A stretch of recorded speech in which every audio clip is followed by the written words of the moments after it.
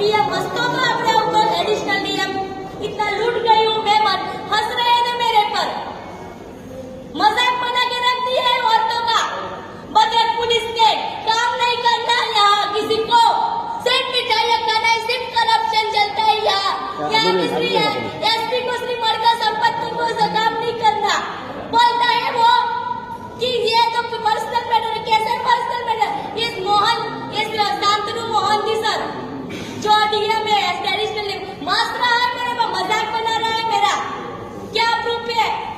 क्या तो मैटर नहीं तो खुद क्यों रहो यहाँ के पुलिस को काम नहीं करना भद्रक पुलिस को एडिशनल एसपी हंसते हैं मेरे पे 2 महीने से परेशान हूँ बच्चा मेरा मैं रोड पे आ गई हूँ क्या पता तकलीफ क्या होती है कैसे